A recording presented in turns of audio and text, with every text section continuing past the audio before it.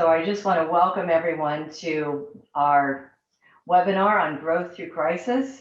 I'm Claire Price, and with me is Deb Brown Marr, and we are very excited to have all of you here today. We're going to ask you to all go on mute, please, if you're not already. It's not something we can control on our end, but we will give you lots of time to ask questions and we're going to communicate together and share together, and we're very excited about it. So as we're getting started, why don't we just get to know each other, who's on the line a little bit, and if you would in the chat, tell us where you are and what the weather's like today.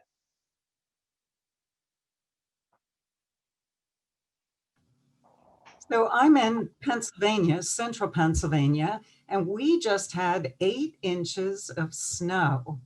First storm of the season, and it was a doozy, earlier than usual. And I'm in Raleigh, North Carolina, and we are now cleared the fog and are now sunny. Hello, I'm in Los Angeles, and it's overcast and about 60 degrees. So I see Sam is in St. Petersburg Beach, St. Pete Beach, Florida, 72 and sunny. Caroline is in Atlanta, gray and overcast, 39 degrees Burr. Some Auburn, California, and rain, that's Helen. Oh, you finally got some rain there, Helen. Good. I know people have been looking for that. Yeah, it was really a downpour, so I was happy to have it. Well, I know at least one person in Auburn who'll be heading up to ski resorts probably soon. One of our guys in the span group. So anyway, well let's kick things off and just start by introducing ourselves. I'm Claire Price, and I am a growth architect. And what exactly does a growth architect do? So I call myself an architect because I do what an architect does who develops a business, a building. I actually work with companies and take them through the growth of their company from floor to ceiling, through their business operations, their customer acquisition, their product development, so that they can make better business decisions about their business and achieve the return on investment that they're looking for.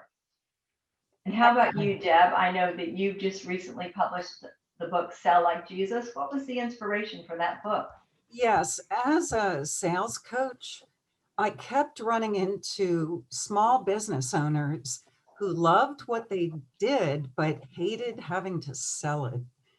So I realized I fell into that same category at one point many years ago, and I found sales strategies that I was comfortable with that were actually based in scripture that enabled me to continue in the sales profession and to become the sales coach that I am today. So what I've done is share those strategies in my book. And that's really, sales is so critical today. And I know we're going to be talking a lot about that. But what else are we going to learn today? Well, so today I wanted us to start, Claire, with just an overview of what this last year has entailed. It's been a year of crisis management for a lot of people. And then we're going to quickly turn our focus to things that we can do to transition our leadership styles, our business practices, and our sales practices so that we can keep pace with this ever-changing world. And as we know, it really has changed. 2020, the year of crisis, the year of crisis management. Oh my goodness. I love this picture because these are words that my clients and my friends have been saying. In fact, some of them I'm sick of hearing. Claire, let me ask you, what's the word you would use to describe last year? Well, I think the first word that comes to mind is challenging, also disruptive, frustrating, and definitely big for me, big personal change. I moved from Sacramento, California to Raleigh, North Carolina. But if I could sum up the year in one word, I would have to say resilient. Hmm. As a country, as people, not just in America, but across the globe, the one thing that I have seen has been a level of resiliency that is really unexpected. So much has hit us, so many things from so many different quarters with business changes, personal changes, life disruption. And yet at the same time, we have all come back and we have bounced back and we are moving forward. And I know that we're looking forward to a much brighter and better 2021. And so for me, what I see now is hope. People are resilient. I see 2021 to be a rebirth of our country, of our businesses, and our families. Nice. So What's your word, Deb? so my word is stretched. Oh my goodness, it's been a challenging year just having to do so many things differently. So I'm curious to hear from our audience too. If you would write your word that describes 2020 in the chat box for us, please.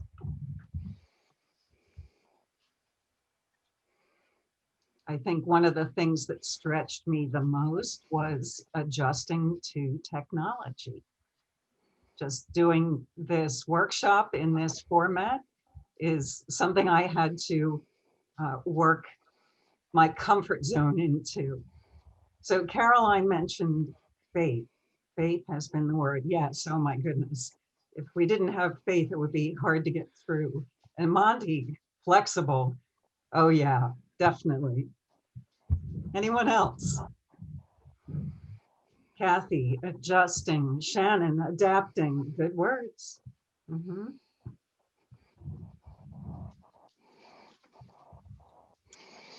Yeah, go ahead, Claire. And I'd like to add one more word to that list, and that is crisis management. Mhm. Right? Yeah, Anybody experiencing this year, whether it's been from a boss or from a colleague, even a family member, somebody who's barking out the orders, sending everybody running this way and that? Well, I can tell you that I experienced that personally when with one of my bosses, Dennis. Dennis was my boss, and in one of my technology jobs, and Dennis was a firefighter, and Dennis loved to fight fires, and he was very proud of it. Every year, the biggest event of the year was Dreamforce, the Salesforce convention, and every year we would gear up to get that done. And for Dennis, gearing up to get that done was starting 6 weeks before the big show. He gathered his marketing people, designers, writers, programmers, and he pushed everybody to the limit. He got everybody moving, and family time, forget it. Vacations, forget it. Overtime, yes. Kept pushing, kept driving, and every year, and I worked for him for 3 years, we got it done. We always successful. And at the post-show meeting, Dennis would always say to everybody, "We were in the weeds, everybody. We got it done. I'm really proud of you guys." Didn't matter that after the show, we would lose top talent. Dennis was always over budget and lost time and money in this. That's old style crisis management, and that has to go. so how do we get out of crisis management mode, Claire? Well, I believe the antidote to crisis management is strategic execution. Strategic execution is a blueprint that allows you to move from planning to doing in specific steps that improve your decision making and provide you with the return on investment that you're looking for to accomplish your goals. So today, Deb and our audience, what we're going to be talking about is strategic execution in 3 areas: leadership transformation, business transformation, marketing and sales transformation. So let's start with leadership transformation. Deb, I know you know a lot about that. Yeah, so this has been a year of uncertainty. And during times of uncertainty, people crave security. And as leaders, it's very difficult to create a stable environment in the midst of so much upheaval. And we don't even know what's coming around the corner next. So one of the best ways to create a sense of stability is by over communicating. Now, what do I mean by that? I mean, actually setting up one-on-ones that you do systematically, methodically, setting up team meetings, even all company meetings, where you can deliver the message to the whole group at once. One of the things that happens is in the absence of information, people are going to make stuff up, and it's not going to be favorable. It will be negative. So you can really plug the gossip that occurs when a communication vacuum is left. So, What's the most important thing you can do as a leader today, Deb? well, there are a number of things that we can do. One would be make no assumptions. You want to gather facts about people or processes. So the people that you think might be handling things well may not be doing as well as you think, and vice versa. The ones you worry about might be really doing okay. Processes, don't take for granted that the processes you've had in place prior to this year are doing what they need to do in order to propel your business forward in 2021. So really, I'm advocating, take a look at everything. Don't make any assumptions. Dispel fear by actually creating that calendar of one-on-ones or team meetings, and don't cancel those meetings. I've seen over and over again the drop in morale when a scheduled one-on-one got canceled because the manager had a fire on their plate. Put the fires aside. They can wait until you deal with the meeting that was previously scheduled for that person. They will thank you for it. And when you do the same with your peers, they will also be grateful. And finally, cultivate values that last. As leaders, it doesn't matter what your job title is, we have a chance to model the values that are going to bring positivity to a work environment. So think about it, it isn't enough to just have your company values listed in the lobby. If you don't know practical ways to put those values into action, then nobody's going to do it. So pick something, let's just say kindness. Showing kindness is a value that you want to express. Create a specific action. One of my friends, Mary, she really was not a casual conversation maker. She would come in, heads down, go to work.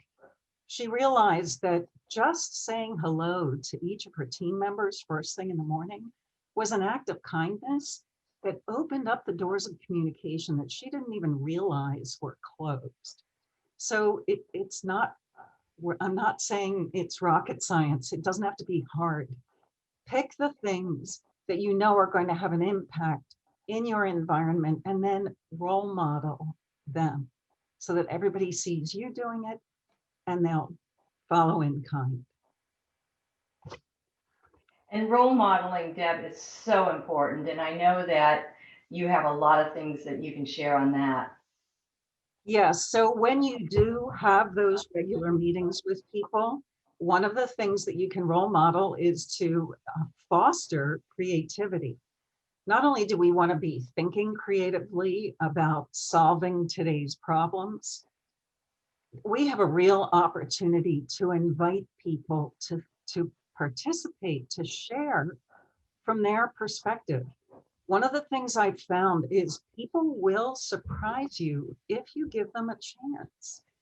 And what I mean by that is people have experiences from their past, from their schooling, from their family, from other jobs that they've never had a chance to demonstrate because the current circumstances of their role didn't allow for it. But now things have changed and their past experience is very relevant, but they aren't necessarily going to chime in and say, hey, I've got this background, unless you create a forum where they feel comfortable sharing it. Another thing that we can all do as leaders, and this really is shifting from old style management to new style leadership, that is to show humility. And what does that look like? The biggest thing is admit when you don't know something, admit when you don't have an answer. And instead of trying to pretend or ignoring, invite other people to become part of the solution finding process. Right. And last, but certainly not least, is to embrace technology. I have to tell you, I have never been comfortable on camera. So the whole shift from face-to-face meetings into this kind of format, video format, has really stretched me, as I said earlier, my word. And it's something that represents a big change, not just maybe for you yourself, but for the other people that you work with and for your customers. So we all need to get more comfortable with the technology. And Claire, that's your bailiwick. So I'm going to let you talk more about embracing technology. Thank you, Deb. What we are seeing now and the big change is into the remote economy. The remote economy is touching every aspect of our lives. It's not just work from home. It's all of your business operations. It's the way you sell and service your customers. It's the way that you provide your basic services. And it even touches our family, because a lot of us are not going to be spending Christmas with our families. We're going to be separated, and maybe we're having a Zoom call. So the remote economy is the number one change, and that remote economy is here to stay. The infrastructure for a remote economy has been built. And if you have any questions about that, just look at how the tech companies in particular have shifted their workforce into remote into most of next year. Will we be fully remote? No, we'll have a hybrid model. It'll be remote and in office, but the remote economy has still changed the way we do business. And if you're going to have success in business in 2021, you are going to have to embrace the remote economy. Okay, Claire, so what's the secret to success in this environment? Well, Deb, I have to tell you, it's digital transformation. Now, those of us who are in the audience who have been part of the tech world for a while, like myself for a couple of decades, 20 years in tech, we've been hearing about digital transformation for many, many, many years. And global companies have struggled with it. But it's here and it's now. And it's not just for big companies, it's for medium-sized companies, small companies, and individual entrepreneurs as well. And I'll just sum up what's on the slide. Without digital transformation, you're not going to be profitable. Without a digital workplace, your customer experience is going to start failing. And without a focus on your online sales and services, you're going to struggle to grow. And let me give you a great example. And I'm going to start with a single solo entrepreneur, my personal trainer, Kelly Santine. Kelly did not want to ever go out on her own. I was one that kept telling Kelly, you're fabulous. You need to have your own business. You need to be an entrepreneur. And she said, no, I'm really comfortable in my gym and I really like it there. And then COVID hit and March. And in California, Gavin Newsom shut down the state. And Kelly didn't have a choice. Well, actually, Kelly had a choice. She could have crawled under the covers and said, I'm going to wait this thing out, but that's not what Kelly does. So Kelly said, I need to reinvent myself. I need to become an online personal trainer. So the first thing Kelly did is the first step of her digital transformation was she found an online platform, Flight Live, where she and I migrated our training to.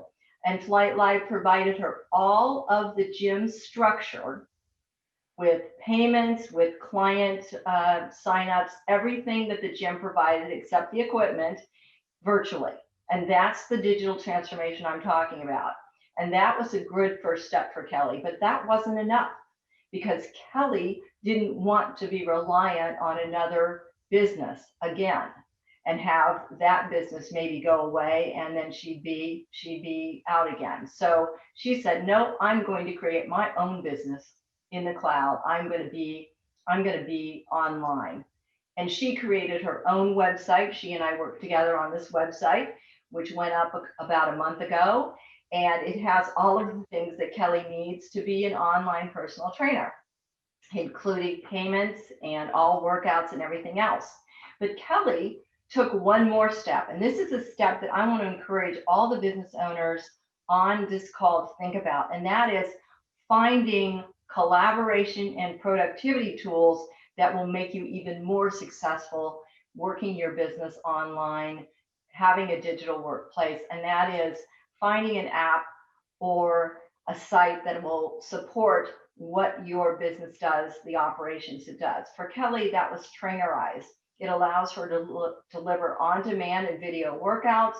It allows her to post all of our workouts, keep track of her clients. It's simply business operations in the cloud for a single individual. And the best news for me out of this is even though I've moved to Raleigh, I can still train with Kelly twice a week from Sacramento, California. That's fabulous. I love that digital transformation story, Claire.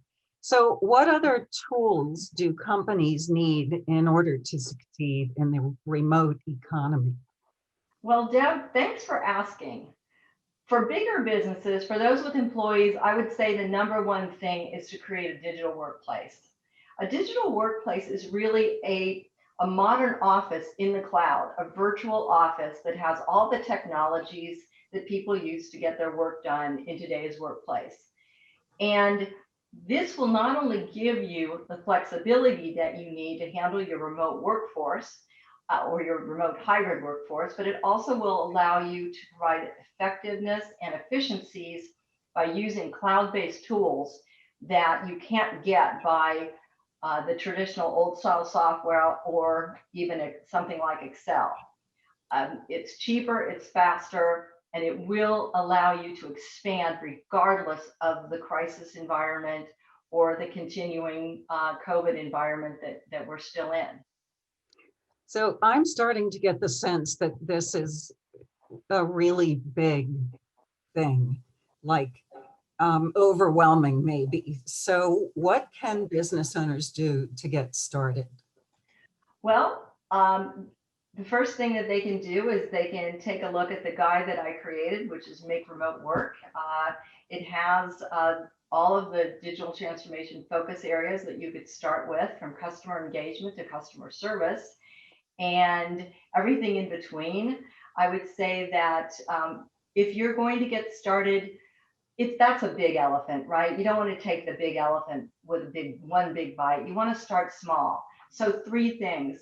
For the individual, absolutely have an online calendar on your email, on your website, so that people can self-service and they can book themselves. That is something that I did in April, and I am so glad. What a time saver.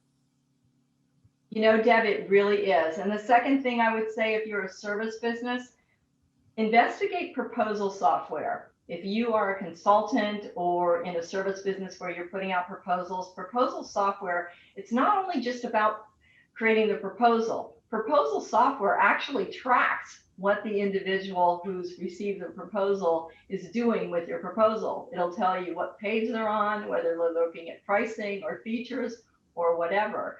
So Ah, it's a great tool for a service business. For larger businesses, particularly those selling products with a larger workforce, my recommendation would be make sure you have a good collaboration and productivity suite of tools. Start with either G Suite or Microsoft 365, and from there add other productivity tools that are available. I've got a lot of recommendations in my book and happy to talk to anybody in detail about their specific needs for that. good. So, Deb, business transformation is important, but if you don't have customers, you don't have a company. So So we true. should talk about sales transformation and turn it back to you. Thank you. This has been a year of extremes. Many of my clients did much better than they expected to do, and some actually failed very sadly. But there's no use crying over spilled milk, as they say.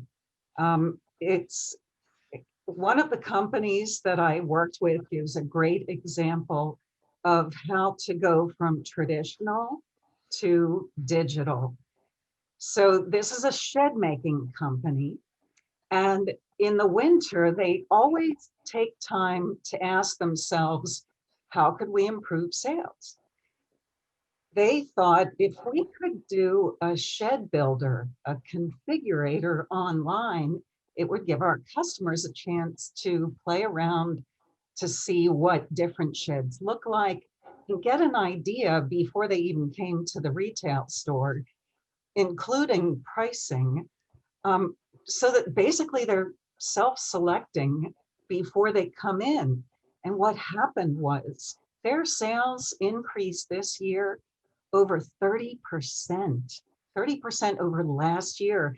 And they had been tracking to do 10% better each year since they've been in business in 2005. So 30% is a huge jump for sheds in this economy. Think about it. Pretty impressive.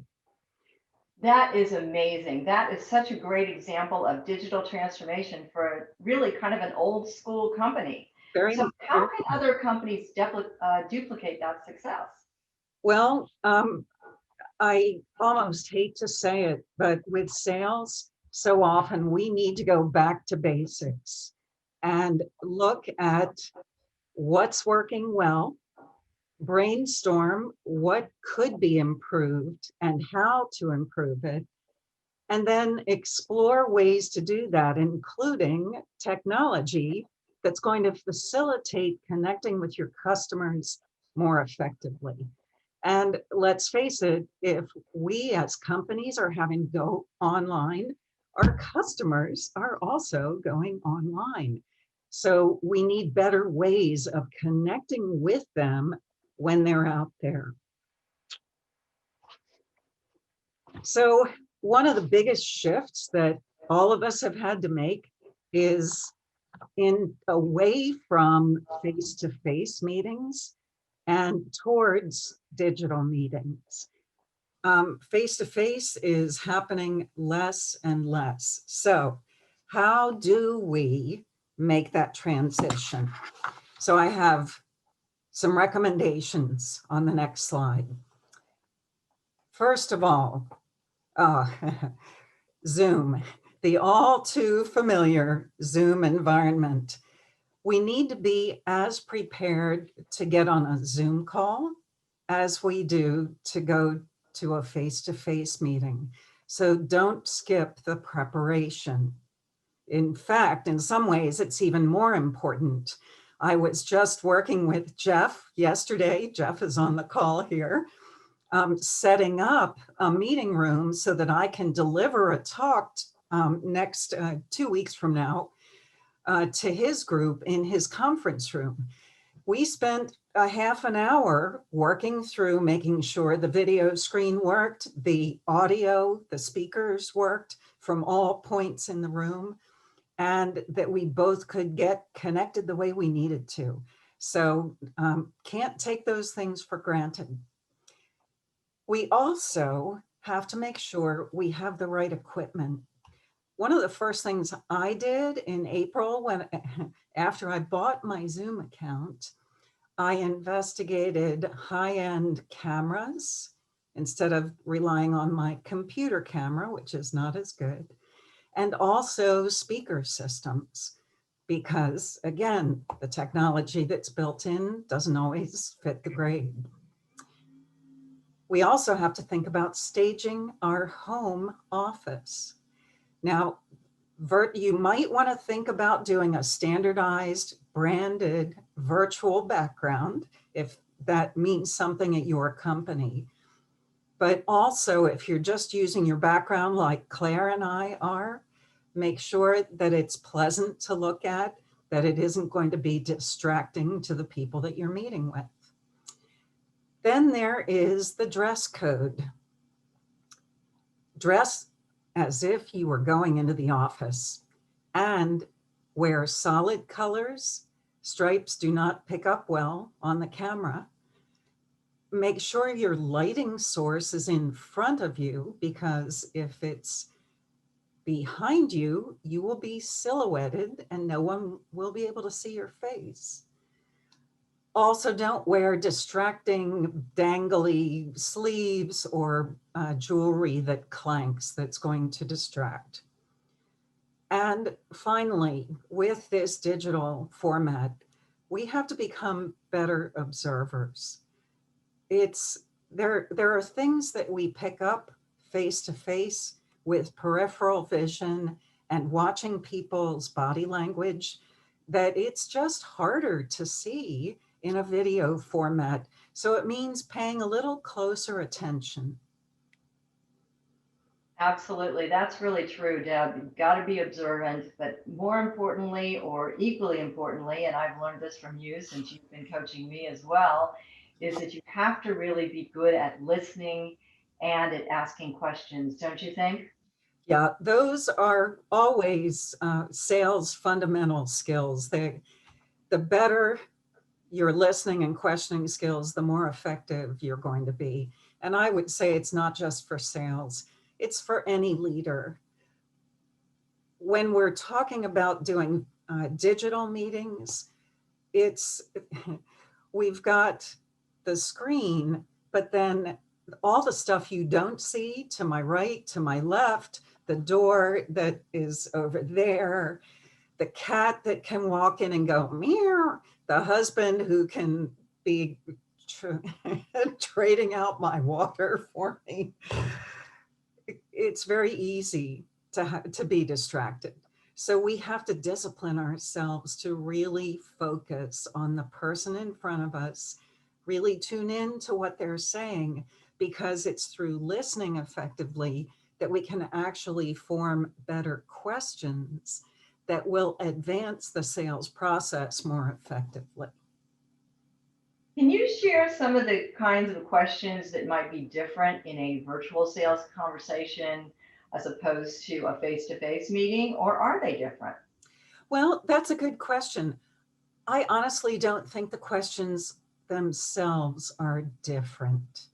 I think it's more to the point that we have to be more observant and really clue into times of silence, facial expressions, and any body language that we can interpret and ask about. That makes a lot of sense. And since we're talking about questions, let's see what our audience has to say. We'd love to hear your questions and open it up for conversation. Yeah, we've covered a lot of ground. Was there something that you wanted to get more specific feedback on? If so, if you would type it into the chat, I will be monitoring that and sharing your questions out loud with everyone. In the meantime, Claire, what do you think is the most important thing for somebody to consider when it comes to making the shift to digital?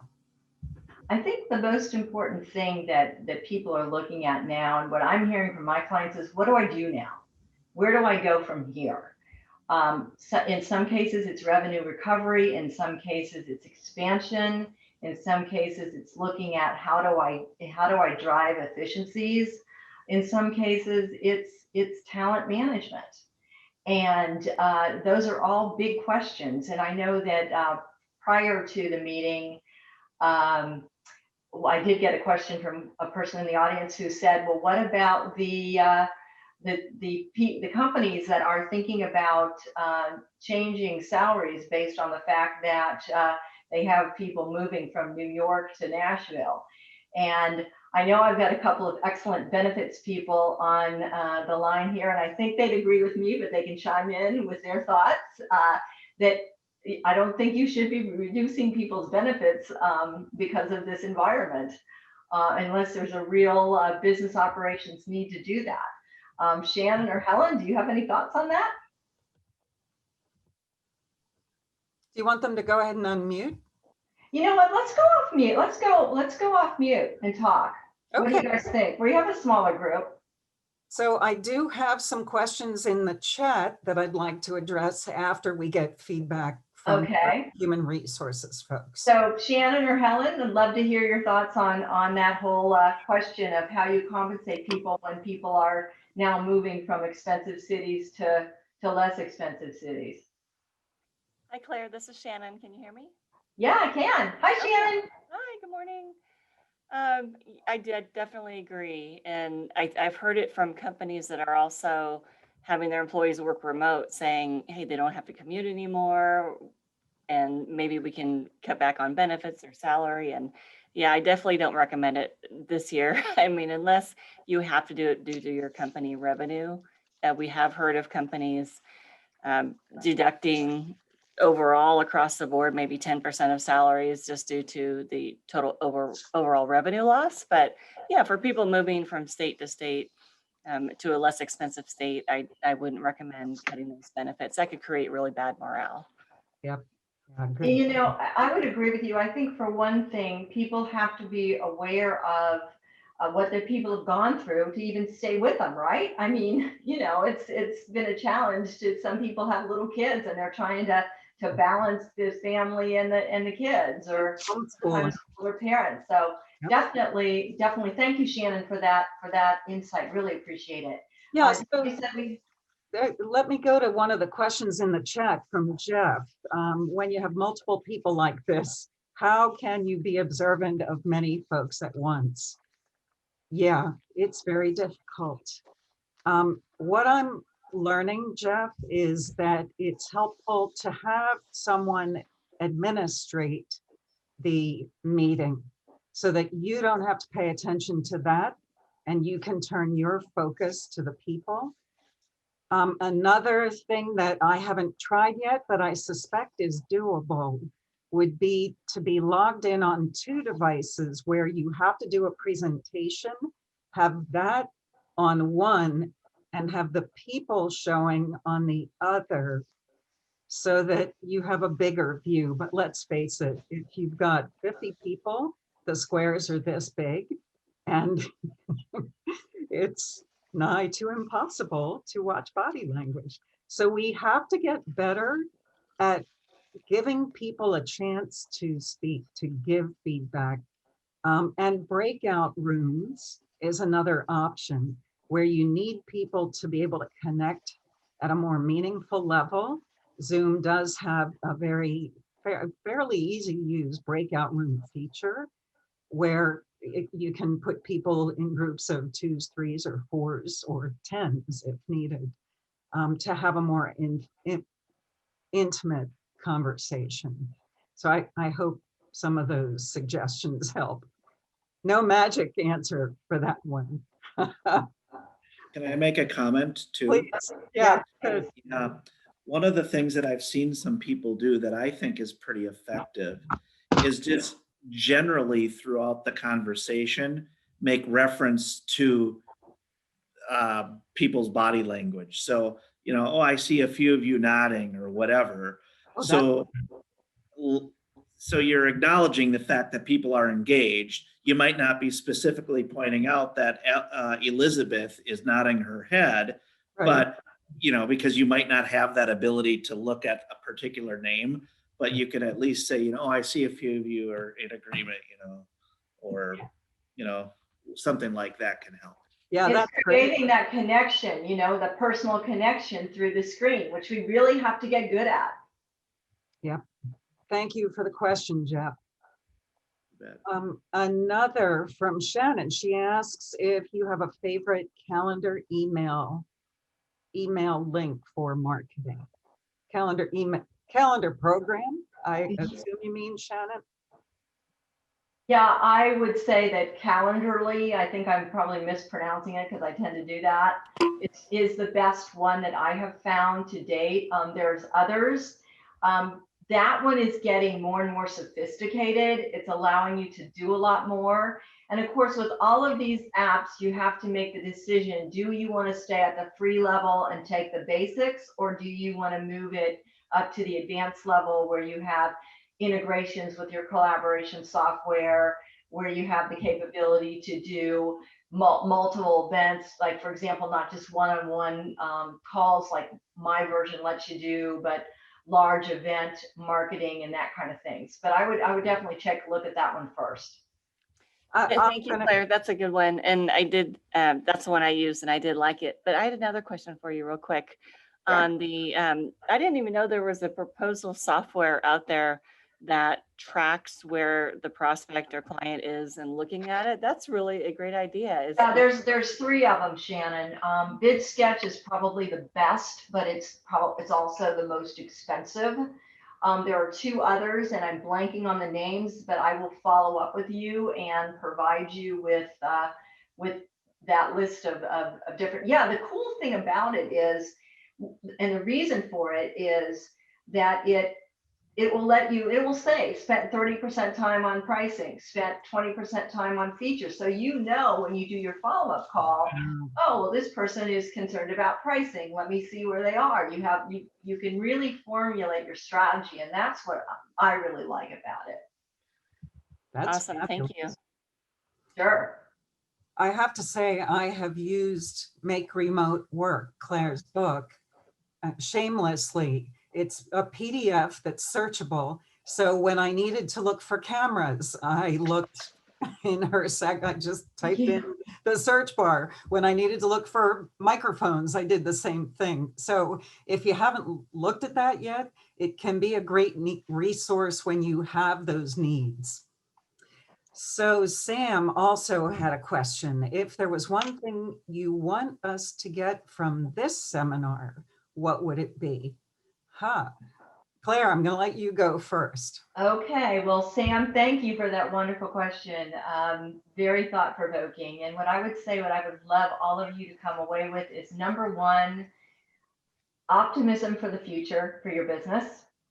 And number two, that you do really need to embrace the remote economy, and that you need to look at ways that you can go forward and be comfortable in a remote environment. Because I'm telling you, honestly, it's not going away. I'm looking at McKinsey, I'm looking at the big research analyst houses, and there's nobody that thinks that we will go fully back to a life that we had before. It's moving forward, not moving back. And you can start small. As I said, you can start with one little thing and just get comfortable with it and really embrace it.